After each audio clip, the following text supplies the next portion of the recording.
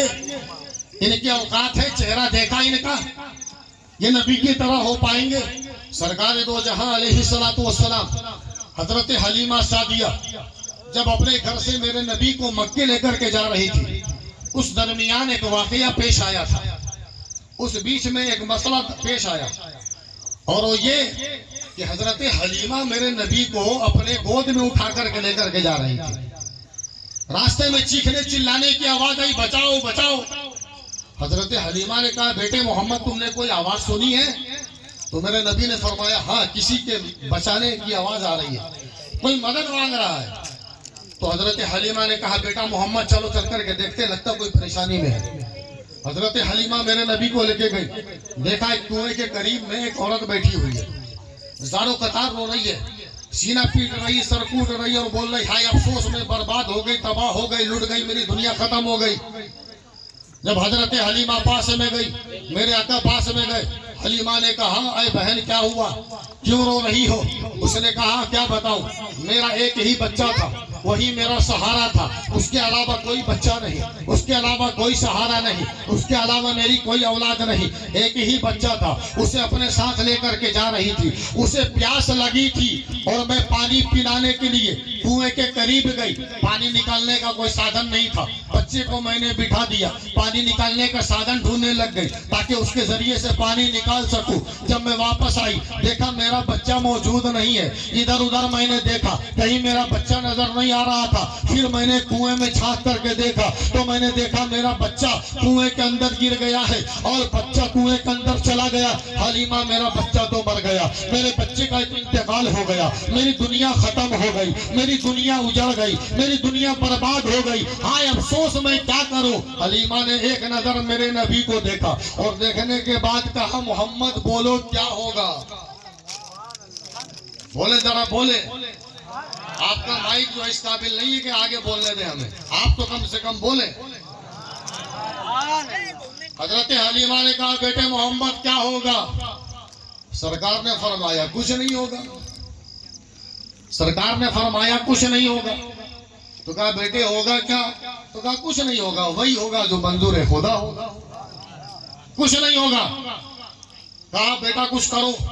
میرے سرکار کنویں کے قریب گئے، سرکار نے کوئی دعا نہیں پڑھی، کوئی آیت نہیں پڑھی، کوئی وظیفہ نہیں پڑھا، کوئی کلمہ نہیں پڑھا، بلکہ سرکار کنویں کے قریب گئے، اپنا لعاب دہن، اپنا تھوک شریف، اپنے منہ کا تھوک نبی نے کنویں میں ڈال دیا۔ نبی کا تھوک کنویں میں جانا تھا، پانی ابال مارتا ہوا اوپر کی طرف آ گیا، اور اسی پانی کے ساتھ اس عورت کا بچہ بھی اوپر آ گیا، بچہ بھی اوپر آ گیا، اور بچہ زندہ آ گیا، صحیح سلامت آ گیا، اور صحیح سلامت اس عورت نے اپنے بچے کو گود میں لے لیا۔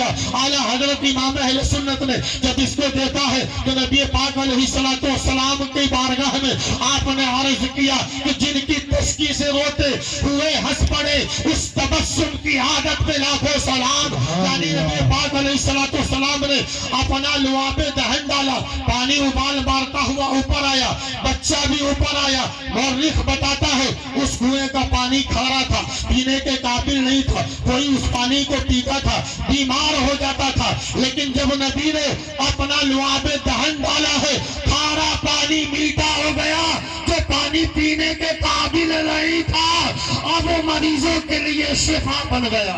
سبحان اللہ، نعرہ تکبیر، نعرہ رسالت، نعرہ رسالت، مسلک اعلی حضرت، نعرہ تکبیر، نعرہ رسالت، سبحان اللہ۔ نبی پاک علیہ الصلوۃ والسلام نے اپنا لعاب دہن ڈالا، اپنا تھوک ڈالا، اور کنویں کا پانی اوپر آیا، بچہ صحیح سلامت آیا، اور کنویں کا پانی کھارا تھا، پینے کے قابل نہیں تھا۔ نبی نے اپنا لعاب دہن ڈالا، تھوک ڈالا، کھارا پانی میٹھا ہو گیا، پینے کے قابل ہو گیا، اور اتنا بہترین ہو گیا کہ جس کو بیماری ہوتی تھی، کوئی بیمار ہوتا، اس کنویں کا پانی پلا دیا جاتا تھا، اللہ اس کو صحت عطا فرما دیتا تھا۔ حضرات، نبی کے تھوک کا حال یہ ہے، کنویں میں تھوکا، کھارے پانی میں تھوک دیا میرے نبی نے، پانی سارا میٹھا ہو گیا، پینے کے قابل ہو گیا. یہ وابڑے کہتے ہیں نبی ہماری طرح ہے, ان سے بولو تم بھی کسی پانی میں تھوک کے بتاؤ. اگر انہوں نے اچھے پانی میں تھوک دیا انفیکشن پیدا ہو جائے گا, بیکٹیریا پیدا ہو جائے گا, اتنے کیٹانو پیدا ہو جائیں گے کہ پینے کے قابل نہیں رہے گا. ارے عام پانی تو عام پانی ہے, اگر وہ ہبڑے نے بسلری میں تھوک دیا تو اس میں بھی کیٹانو پیدا ہو جائیں گے, اس میں بھی زہر پیدا ہو جائے گا, اس میں بھی جراثیم پیدا ہو جائیں گے. اور یہ کہتے نبی ہماری طرح ہے, نبی ہمارے برابر ہے, ہمارے جیسے ہے. ذرا سنو آگے چلو. نبی پاک علیہ الصلوۃ والسلام کی بارگاہ میں ایک صحابی ہے حضرت جابر رضی اللہ تعالیٰ عنہ, وہ آئے اور آنے کے بعد کہا یا رسول اللہ آج مغرب کے بعد میرے گھر پہ آپ کی دعوت ہے. دعوت دے کر کے چلے گئے. سرکار نے فرمایا جابر جاؤ تیاری کرو, جاؤ تیاری کرو, میں آؤں گا. اس لیے کہ دعوت دینا صحابی کی سنت ہے, دعوت قبول کرنا میرے نبی کی سنت ہے. من کی کلی کھل گئی ہوگی, دل میں لڈو پھوٹ رہے ہوں گے کہ بڑا اچھا مسئلہ بتا دیا. دعوت قبول کرنا نبی کی سنت ہے. سنت اسی صورت میں ہے کہ جب ایک آدمی کی دعوت ہو اور ایک ہی آدمی جائے تب تو سنت ہے, اور ایک آدمی کی ہو پورا خاندان پہنچ جائے وہ سنت نہیں ہے, مصیبت ہے. اکثر ہوتا ہے, ہم نے دیکھا ہے بھائی, دیکھا ہے دعوت ایک آدمی کو ملتی ہے وہ سارا گھر پہنچ جاتا ہے. مان لو سامنے والے نے 100 آدمی کا انتظام کیا اور آپ 500 پہنچ جاؤ تو بیچارہ عین وقت پہ کہاں سے لائے گا, کیسے انتظام کرے گا؟ اس کا ہم کو لحاظ رکھنا چاہیے. ارے ہونا یہ چاہیے کہ اگر 100 آدمی کو دعوت ملی ہے نا تو 80 آدمی جاؤ, 10 آدمی 20 آدمی کم جاؤ, تاکہ سامنے والے کو پریشانی اور دقت کا سامنا نہ کرنا پڑے. عین وقت پہ اس کی بے عزتی نہ ہو جائے. عین وقت پہ بیچارہ کہاں سے لائے گا, کہاں سے لائے گا بتاؤ؟ دعوت ایک کو ملتی ہے اور 1 درجن لوگ چلے جاتے ہیں. یہاں تک کہ رشتہ دار وغیرہ جو گھر میں آئے ہوتے ہیں قاعدے سے ان کو گھر میں بنا کر کے کھلانا چاہیے, ان کو بھی لے کر کے پہنچ جاتے, چلو بھائی چلو مفت کا کھانا ہے. ایسا نہیں کرنا چاہیے. تو دعوت دینا صحابی کی سنت اور دعوت قبول کرنا میرے نبی کی سنت. سمجھ گئے؟ سرکار نے فرمایا جابر جاؤ انتظام کرو, انشاءاللہ میں آؤں گا. حضرت جابر مارے خوشی کے پھولے نہیں سما رہے تھے, اس لیے کہ دنیا دار کو دعوت دے کر نہیں آئے تھے, احمد مختار کو دعوت دے کے آئے تھے. مارے خوشی کے پھولے نہیں سما رہے. بیوی سے کہا بہترین سے بہترین کھانا بننا چاہیے, عمدہ سے عمدہ کھانا بننا چاہیے, اس لیے کہ ہمارے گھر وہ مہمان بن کر کے آ رہے ہیں جو عرش اعظم کے مہمان ہیں, جو رب کے مہمان ہیں. وہ ہمارے گھر مہمان بن کر کے تشریف لائے, کھانے میں کوئی کمی نہیں ہونی چاہیے. حضرت جابر نے بکری ذبح کی, روٹی تیار کرنے کا حکم دیا اہلیہ کو. مغرب کی نماز ہو گئی, جابر گھر سے باہر نکلے کہ جاتا ہوں اللہ کے حبیب کو بلا کر کے لاتا ہوں. حضرت جابر جانے لگے, دیکھا کیا کہ نبی تشریف لا رہے ہیں. وہ سرکار تنے تنہا نہیں آ رہے تھے, اکیلے نہیں آ رہے تھے. میرے آقا کو اکیلے دعوت ملی تھی. جابر نے کہا تھا یا رسول اللہ صرف آج کی دعوت ہے. نبی نے فرمایا جاؤ انتظام کرو, میں آ جاؤں گا. لیکن جب دعوت میں جانے کا وقت ہوا, جابر دیکھنے کے لیے گئے, بلانے کے لیے گئے. جابر نے دیکھا میرے نبی اکیلے نہیں آ رہے تھے, بلکہ اپنے ساتھ 1500 صحابہ کو لے کر کے آ رہے تھے. 1-2 نہیں 1500 صحابہ. اور جابر کے گھر میں بظاہر اتنا انتظام نہیں تھا. جابر نے دیکھا, دیکھ کر کے گھبرا گئے, یا اللہ یہ کیا, میں نے تو صرف نبی کو دعوت دی تھی لیکن نبی کے ساتھ یہ 1500 صحابہ کی جماعت آ رہی ہے. جابر کو یہ شکوہ نہیں تھا کہ کیوں لا رہے ہیں, بلکہ جابر اس لیے گھبرائے تھے کہ ان کو کھلاؤں گا کہاں سے, میرے گھر میں اتنا راشن نہیں ہے, اتنا غلہ نہیں ہے, اتنا کھانا نہیں ہے, میں کھلاؤں گا کہاں سے. پریشان ہو رہے تھے, भाग के घर में गए, बीवी से कहा इसके अलावा भी कोई सामान है पकाने के लिए, इसके अलावा भी कोई चीज है? तो बीवी ने कहा इसके अलावा कुछ भी नहीं है, ऐ मेरे शौहर नामदार, इसके अलावा हमारे पास कुछ नहीं है। कहा क्यों, परेशान क्यों हो रहे हो, घबरा क्यों रहे हो? तो उन्होंने कहा कि मेरी शरीके हयात तुझे मालूम नहीं है, मैं बाहर निकल करके नबी के आने का इंतजार कर रहा था या नबी को बुलाने के लिए जा रहा था। मैंने देखा क्या कि अल्लाह के हबीब खुद तो तशरीफ ला रहे हैं, उनके साथ में 1500 सहाबा भी आ रहे हैं। हमारे घर में तो इतना इंतजाम नहीं है, हम कहाँ से लाएंगे, कहाँ से खिलाएंगे, हम क्या करें, ऐन वक्त पे कहाँ से लेकर के आए? बीवी ने कहा एक बात मुझे कन्फर्म करा दो, एक बात मुझे बतला दो, आपने दावत दी है 1500 सहाबा को या उनको खुद नबी लेकर के आ रहे हैं? बोलो बोलो, खुद नबी लेकर के आ रहे हैं, आपने दावत दी है? तो जाबिर बोले मैंने सिर्फ नबी को दावत दी है, ये 1500 जो सहाबा आ रहे हैं इनको मैंने दावत नहीं दी है, नबी लेकर के आ रहे हैं। तब नबी की जाबिर की बीवी मुस्कुराई और कहा फिक्र छोड़ दो, टेंशन छोड़ दो, गम ना करो, इसलिए कि दावत नबी ने दी है। तो जो दावत देना जानता है वो 1500 को खिलाना भी जानता है, इसलिए कि कौन देता है देने को मोह चाहिए, देने वाला है सच्चा हमारा नबी। नारे तकबीर, नारे तकबीर, नारे रिसालत, मसलके आला हजरत सरकार की आमद, नारे तकबीर, नारे रिसालत। जाबिर घबराओ नहीं, टेंशन फ्री रहो, तुमने तो नहीं बुलाया ना? कहा नहीं मैंने नहीं बुलाया।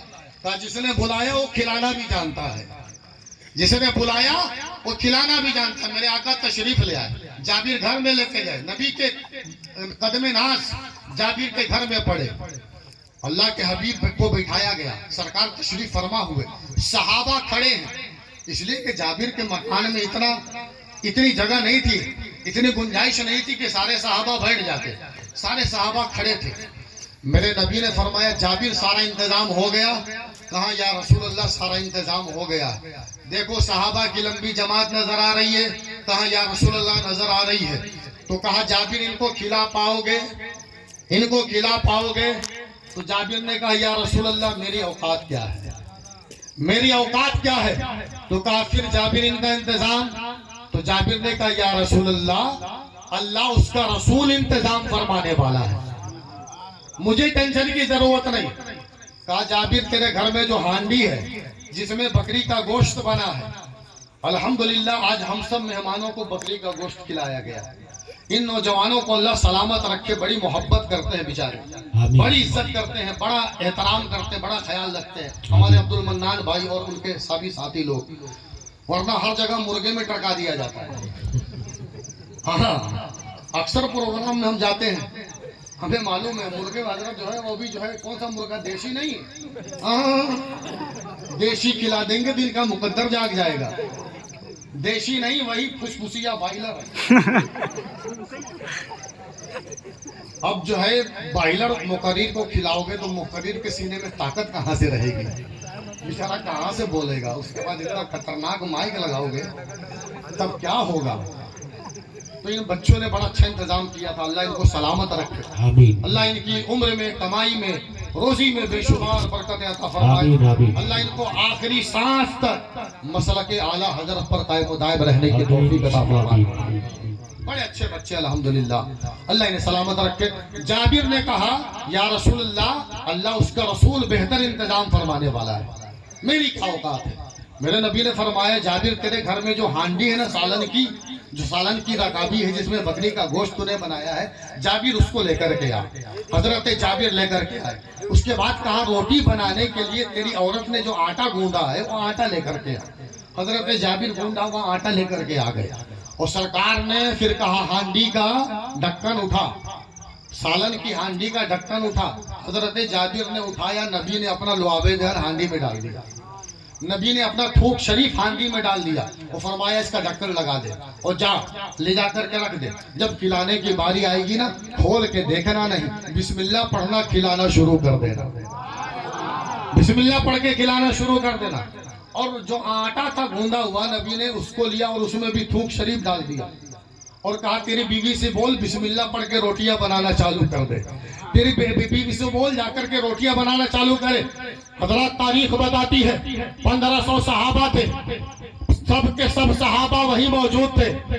اللہ کے نبی نے سالن میں لعاب دہن ڈال دیا, آٹے میں لعاب دہن ڈال دیا, تھوک شریف ڈال دیا. تھوک شریف کی برکت یہ تھی 4 لوگوں کا کھانا تھا, لیکن نبی نے اپنا لعاب دہن ڈالا, بوٹی بھی بڑھ گئی, روٹی بھی بڑھ گئی. 1500 صحابہ کھا چکے, آس پاس کے لوگ کھا چکے, شہر کے سارے لوگ کھا چکے. اس کے بعد بھی جابر کہتے ہیں کھانا اتنا کا اتنا ہی موجود تھا. اس کے بعد جابر نے دیکھا, ڈھکن اٹھا کر کے دیکھو تو صحیح کہ آخر کتنا بچا ہے, سب غائب ہو گیا. نبی کی بارگاہ میں گئے, کہا یا رسول اللہ اب کچھ نہیں بچا ہے. میرے نبی نے فرمایا جابر قسم خدا کی ڈھکن اٹھا کر کے نہیں دیکھتا تو یہ کھانا قیامت تک لوگوں کو کھلاتا رہتا, کبھی کمی نہیں آتی. نعرہ تکبیر, نعرہ تکبیر,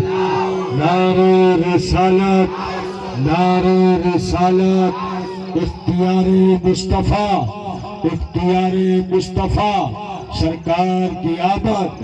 نعرہ تکبیر, نعرہ رسالت. سرکار نے فرمایا جابر تو اگر ڈھکن نہ ہٹاتا, کھول کے نہ دیکھتا تو قسم خدا کی قیامت تک لوگوں کو کھلاتا جاتا, کھانے میں کمی پیدا نہیں ہوتی. جابر مشکل سے جو ہے 2.5-3 کلو گوشت تھا ان کے گھر میں, لیکن نبی نے لعاب دہن ڈالا گوشت میں, اتنی برکت کہ سارا شہر کھا گیا. 1-1.5 کلو آٹے کی روٹی بننی تھی, اتنا ہی آٹا تھا جابر کے گھر میں. نبی نے لعاب دہن ڈالا, 1500 صحابہ بھی کھا لیے, سارا شہر بھی کھا لیا, اڑوس پڑوس والے بھی کھا لیے, غریب مسکین یتیم بیواؤں کے گھر کھانا پہنچا دیا گیا, لیکن کھانے میں کمی نہیں ہوئی. کیوں؟ نبی نے کلمہ پڑھ کے نہیں پھونکا تھا, نبی نے آیت پڑھ کے نہیں پھونک ماری تھی, نبی نے دعا نہیں کی تھی, کوئی وظیفہ نہیں فرمایا تھا. اپنا لعاب دہن اپنے منہ کا تھوک کھانے میں ڈال دیا تھا, جس سے کھانے میں برکت ہو گئی. یہ وہابی نبی کی برابری کا دعویٰ کرتے ہیں, ان کو پکڑو اور پکڑ کے کہو جب تیری بیوی سالن بنائے جا کے ہانڈی میں تھوک دینا, جب مہمان تیرے گھر میں زیادہ آ جائے آٹے میں جا کر کے تھوک دینا, اور جب تیری بیوی روٹی بنانے کے لیے بیٹھے اس سے کہنا لو میں ابھی روٹی میں برکت پیدا کرتا ہوں, اور آٹے کو لینا اس میں تھوک دینا. جس دن تو نے آٹے میں تھوک دیا اتنے چپل تیرے منہ پہ مارے گی, تیرا منہ سجا دے گا, پہچان میں نہیں آئے گا. تیرے ماں باپ تجھے نہیں پہچان پائے گے کہ تجھی کو پیدا کیا تھا یا کوئی اور تھا. اتنے چپل پڑیں گے, اس لیے کہ تھوکنا یہ ادب کے خلاف ہے, اصول کے خلاف ہے. یہ تھوکنا اخلاق کے خلاف ہے, تھوک نہیں سکتے آپ.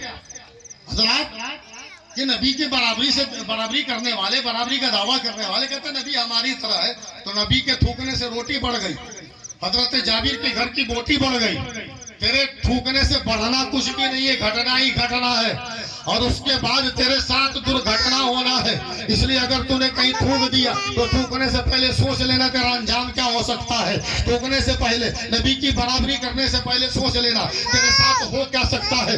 نبی پاک علیہ السلام نے پانی میں تھوک دیا, پانی جو ہے میٹھا ہو گیا, آٹے میں تھوک دیا, روٹی میں برکت پیدا ہو گئی, ہانڈی میں تھوک دی اور بوٹی میں برکت پیدا ہو گئی. ایک صحابی آئے, انہوں نے کہا یا رسول اللہ آنکھ میں پرابلم ہے, آنکھ میں بیماری ہے, یا رسول اللہ کیا کروں. تو میرے نبی نے نہیں فرمایا کہ جا ڈاکٹر کے پاس جا, حکیم کے پاس جا. میرے نبی نے لعاب دہن لیا, آنکھوں میں لگا دیا اور فرمایا بتا کیسا لگ رہا ہے, بتا کیسا لگ رہا ہے. صحابی کہتے یا رسول اللہ ایسا لگتا ہے کہ جیسے آنکھ میں کوئی بیماری ہی نہیں ہوئی ہے, آنکھ میں کوئی بیماری ہوئی ہی نہیں ہے, ایسا محسوس ہوتا ہے. اور یا رسول اللہ پہلے سے اچھا لگنے لگا ہے. تو نبی کے تھوک کا حال یہ ہے, صحابی کی آنکھ میں ڈال دے, آنکھ میں روشنی پیدا ہو جائے, اور بوٹی میں ڈال دے, بوٹی بڑھ جائے, آٹے میں ڈال دے, روٹی بڑھ جائے, کنویں میں ڈال دے, پانی میٹھا ہو جائے. نبی کے تھوکنے کا حال یہ ہے, ان کے تھوکنے کا حال یہ ہے کہ اچھے انسان کے اوپر تھوک دے, اس کا جے بنگلہ ہو جائے, اس کی حالت خراب ہو جائے, وہ جو ہے کوما میں چلا جائے. حضرات یہی تو بات میں سمجھانا چاہتا ہوں, اور یہی تو بات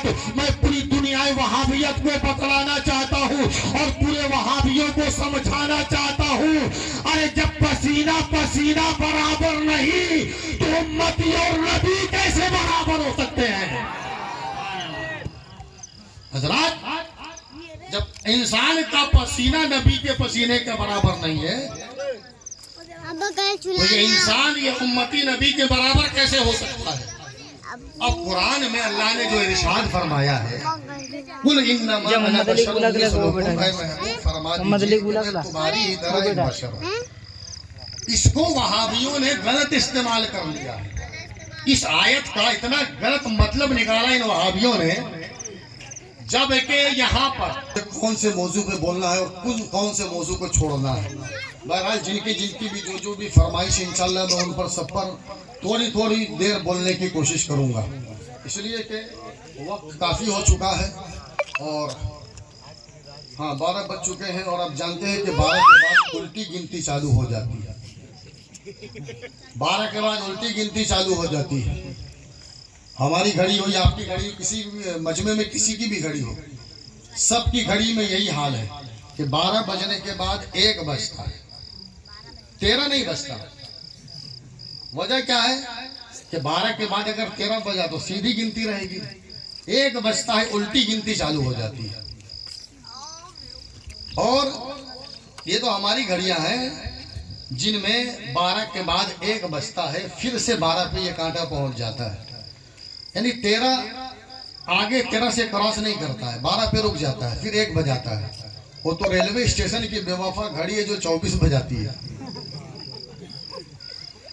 آپ نے ریلوے اسٹیشن کا سفر کیا ہوگا، دیکھا ہوگا ریلوے اسٹیشن کو، وہاں پر جو ہے 12 کے بعد 13 14 15 بجتے ہوئے 24 بج جاتا ہے۔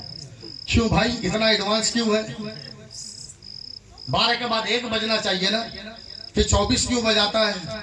تو اس کی وجہ ہے کہ اس کو جب لے کر کے ریلوے والے آتے ہیں نا، جب اس گھڑی کو لے کر کے آتے ہیں اس کا کنیکشن جوڑ دیتے ہیں، پھر اس کو ہمیشہ کے لیے چھوڑ دیتے ہیں، پھر چاہے 12 بجائے، چاہے 24 بجائے، چاہے 36 بجائے، چاہے 48 بجائے، ریلوے والوں کو کوئی لینا دینا نہیں ہوتا، اس لیے کہ اس کو لاوارث چھوڑ دیا جاتا ہے، لاوارث چھوڑ دیا جاتا ہے۔ اور الحمدللہ ہم اہل سنت کا 12 اس لیے نہیں بجتا ہے، اس میں 24 بجنے کی بجائے کہ وہ لاوارث ہے، اور ہمارا 12 اس لیے نہیں بجتا کہ ہمارے پاس دیوا میں حضرت وارث ہے۔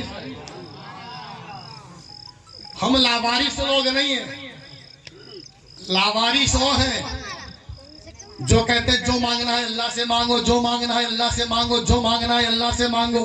رات بھر چلاتا رہا اجتماع میں، کہتا رہا غیر اللہ سے مانگنا شرک ہے، غیر اللہ سے مانگنا شرک ہے۔ وہ تعجب اس بات پر ہے کہ جو پڑھا لکھا ہوتا ہے وہ تو بول لیتا ہے غیر اللہ سے مانگنا شرک ہے، اور جو 2 کتاب پڑھ کر کے آیا ہے، 40 دن کا چلا کاٹ کے آیا ہے، وہ بولتا ہے غیر اللہ سے مانگنا شرک ہے، غیر اللہ سے مانگنا شرک ہے۔ شرک ہمارے یہاں ناک صاف کرنے کو بولتے ہیں، بچے کو بولتے ہیں بیٹا ناک شرک، یعنی ناک صاف کر۔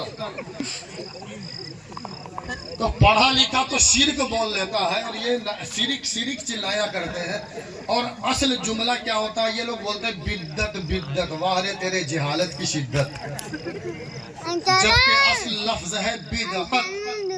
اور یہ بدعت بدعت بولتے بولتے جو ہے ماحول کو پورا کرنا، رات بھر تکبیر کر رہا غیر اللہ کو، جو غیر اللہ سے مانگنا شرک ہے، غیر اللہ سے مانگنا شرک ہے۔ اور جیسے ہی 2:30 بجے رات میں اجتماع ختم ہوا، گھر گیا اور بیوی کو جگاتا، بیگم اے بیگم، غم کے لیے ہم، تو بیگم سنیوں کے لات جوتے کھائے ہم، تو بیگم چلے کاٹنے کے لیے ہم، تم بیگم بھوپال سے دلی کا چکر لگائے ہم، تو بیگم کا کیا ہے؟ اور جانتے ہو جو باہر سنیوں سے لڑتا ہے نا، وہ گھر میں بیوی سے ڈرتا ہے، جو باہر نبی کے غلاموں سے لڑتا ہے وہ گھر میں بیوی سے ڈرتا ہے۔ جیسے چلایا کیا ہے، का कोई बात नहीं, इस्तीमे से गला फाड़ फाड़ के तकरीर करके आया हूँ, जरा गरम गरम कॉफी बना दो। और जो चिल्लाया था उसका रिएक्शन क्या हुआ? अब गुड्डू उठ गया, गुड्डू रो रहा है। अब गुड्डू उठ गया। और जब बच्चा सुबह सुबह रोता है ना तो बेभाव रोता है, ऐसा लगता है ना कि राजधानी मुंबई सेंट्रल से छूट गई है तो भुसावल से पहले दम नहीं लेगी, और भुसावल से पहले निकल गई है तो जबलपुर से पहले ब्रेक नहीं लगाएगी। अब बच्चे को चुप कराओ तो मैं जानू। अब बच्चे को चुप कराने के लिए कुछ नहीं समझ में आया। देखा जो है सुबह होने को करीब है, सुबह हो रही, उजाला फैल रहा है। बाहर निकला, छोटी सी दुकान खुली थी, वहां से एक पार्ले का बिस्किट लिया और लेने के बाद बच्चे के मुंह में ठूस दिया। ले ले बेटा, ले ले, पार्ले का बिस्कुट है बेटा, बड़ा अच्छा बिस्कुट है बेटा, खा ले बेटा, मुंह में ठूस दिया। और जैसे ही बेटे के मुंह में बिस्कुट गया, बिस्कुट गला, बिस्कुट का स्वाद मिला, बच्चा रोना भूल गया।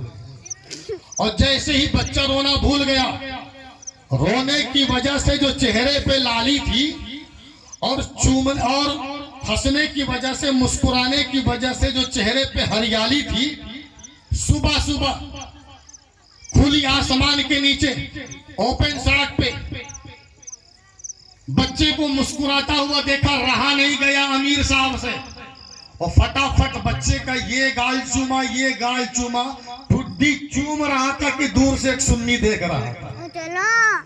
आते ही पकड़ा मौलवी अब्दुल्ला, ये बता तेरी गोद में अल्लाह है या गैरुल्लाह? बोला अस्तगफिरुल्लाह। भाई उबैदुल्ला, ये मेरा बेटा है बेटा।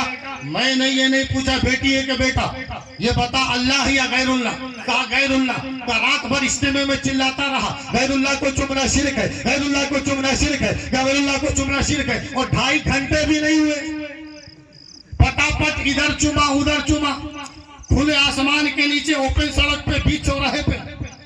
सुन्नी ने कहा जब तुम बाहर इतने ठीक हो तो अंदर नहीं समझे। आप समझ गए, मैं बहुत मुहज्जब जबान बोल रहा हूं, लेकिन आपके तजुर्बेकार होने से मुझे फायदा पहुंचता है। कहा जब तुम बाहर इतने ठीक हो तो अंदर कितने ठीक हो? तो नहीं समझा। कहा जब बाहर का आलम ये है तो अंदर का आलम क्या होगा? जब बाहर सड़क पे नहीं छोड़ रहा है तो कहा भाई तुम समझे नहीं, चुमने का ताल्लुक इबादत से नहीं है, चुमने का ताल्लुक मोहब्बत से है, चुमने का ताल्लुक मोहब्बत से है।